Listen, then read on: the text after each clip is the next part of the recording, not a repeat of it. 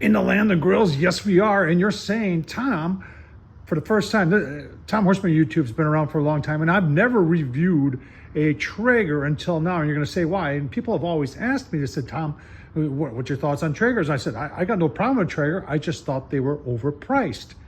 Well, here they are finally making something that, in my opinion, for the size and for all the quality of the features you're getting here, they're finally making an affordable pellet grill that has a lot of good, cool features on it. And that's what we're going to talk about today. We're going to review the Woodridge from Traeger. I'm going to show you what I paid for it. We're going to do an honest review. I am not sponsored by anybody, not by Traeger, not by nobody. So you're going to get, truly, when I say an honest review, a lot of people have copied that, but this is really the only honest review you need to know. The Traeger Woodridge. Let's get started. So I like to talk about price and what I paid for it very early on in the videos, folks. $699 after tax was $740.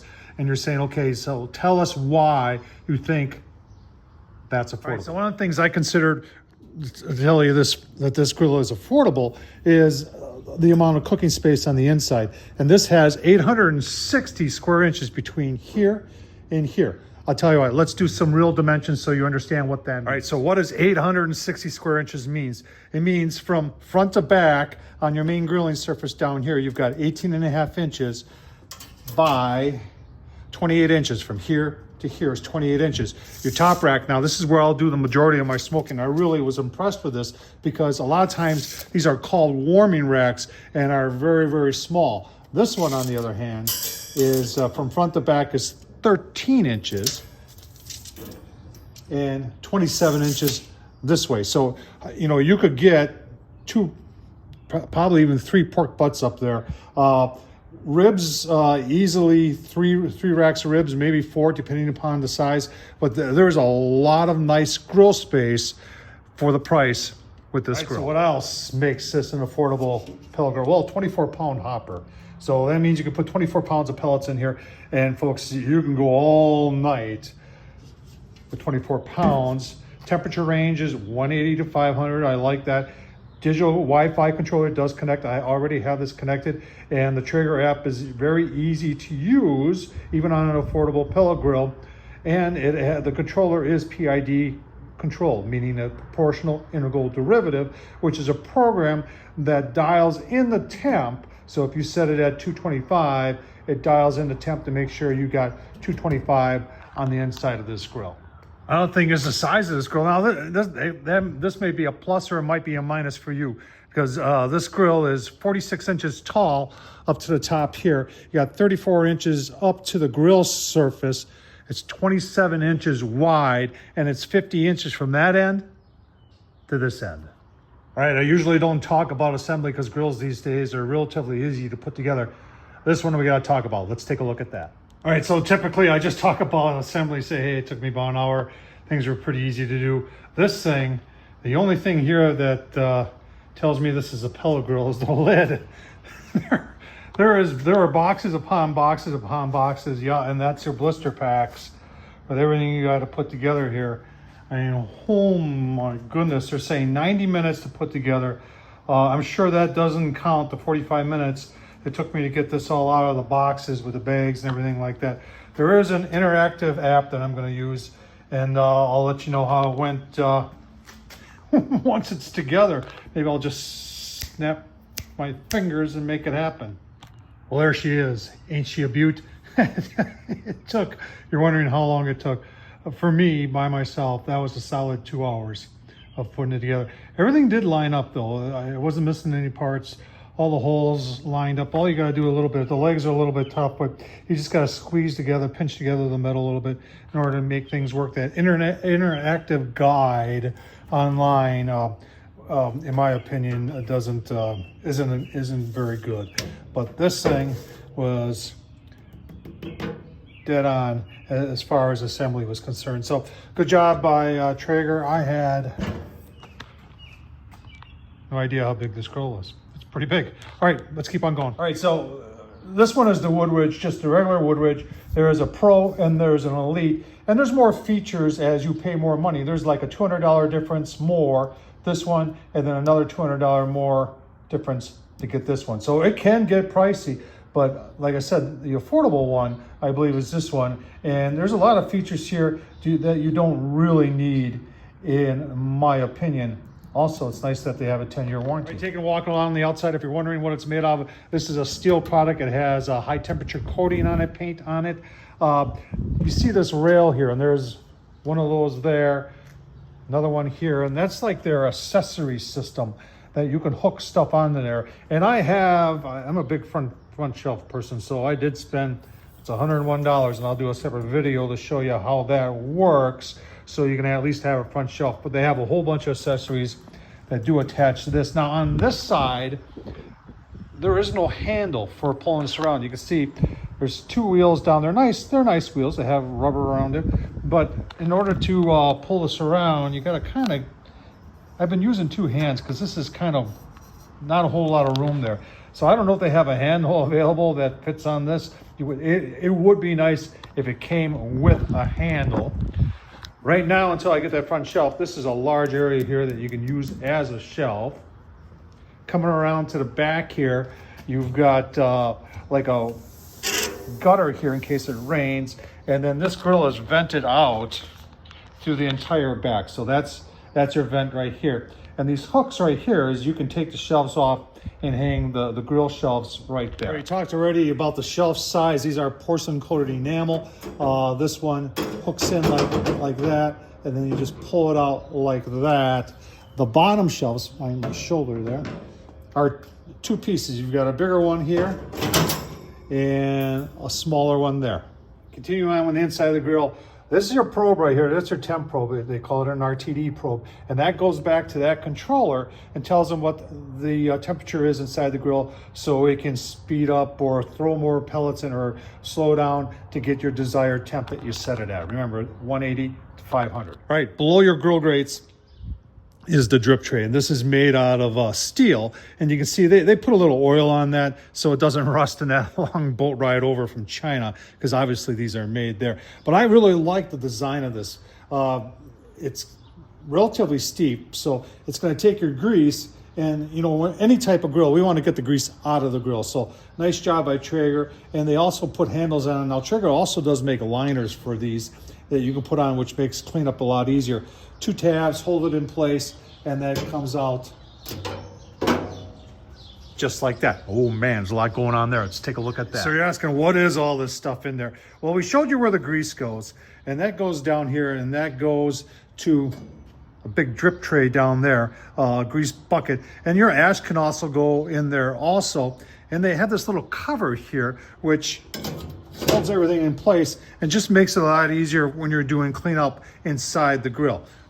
That's removable, and so is that. I like that because it makes for easy cleaning. All right, this thing right here is a flame tamer, and you've got a burn pot underneath there, and this just helps to distribute the heat from the burn pot throughout the grill. This is also removable, just like that. All right, and there's your burn pot. A lot of things going on here. That's where your fire is. Your fire is nowhere else in this grill other than here, and all this stuff helps to distribute that heat throughout the grill. So you have an auger right there where that hole is that brings the pellets from the pellet hopper.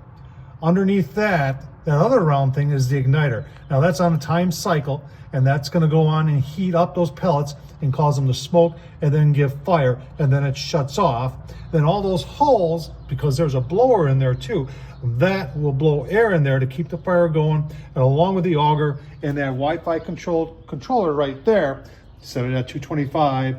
All that works together to give you 225 measured at that point right there. Makes perfect sense. Right, you see some other steel here, and that's just double walled there to protect it and keep the heat down from getting to the outside. It's a good opportunity to take a closer look and say, where does the grease go? And you don't have a whole lot of ledges or nooks and crannies for the grease to hide out, and it pretty much is shutting down and then going into that into your grease pot, ash pot there. And then I really like this because it is totally removable, and if you get a lot of grease in there, you can just take that off and wash it up. Nice job by Trager. So how do you remove all that There it is right there. And you've got a Traeger liner that goes in there. And the springs right there just locks it in place so when you're rolling it around, it doesn't slide out. Someone's gonna ask if there is a pellet dump on this grill. And yes, you can change out pellets right there. All right, so to fire it up, to turn it on, the on-off switch is on the back here. Just a little odd. I have hooked it up to Wi-Fi. Oh boy. And I'm gonna wanna go and set our temp. It's asking me, I am in Fahrenheit, so I'm gonna set it to, I love that display. That is really, really nice. We'll set it to 350, push that, and then it's blinking right there telling me to push the ignite button. It's showing me the temperature right now is currently 60, and that'll read the temperature as based from there. So we're gonna leave everything off so you can see the first fire. I like that it's got this whole quick startup guide right here. I am using hardwood pellets. Traeger wants you to use theirs, but they're not saying that you have to use theirs. Now, if you're wondering how hot that igniter gets, yeah, that shows you right there, and you can see the auger is turning.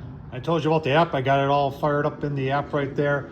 You see it's set up to 360, and you got a timer there. You got all this other stuff. You got to keep warm, and you can shut down all from your phone. All right, so we're getting a little smoke. You can see the pellets there. The auger brings them out, and then the igniter is going to ignite them. Pretty soon we'll show you the first fire. Now, there's no prime button on this, and because the auger length is relatively short, which is not a bad thing. The longer the auger, the more chance there is to have an auger jam. So the fact that it's short is good. Some people are going to criticize, though, and saying by putting the burn pot on this side of the grill, you're going to create a hot zone more or less over here. We'll find out, because we've got the pucks out. Once we start getting her fired up, we'll put everything back together. Put three pucks down on the bottom, spread out from the middle, left side, right side, and then 2 on the top. And we'll give you a look. All right, first fire. Let's get her all back on. Pucks are in. Let it go maybe 15 minutes.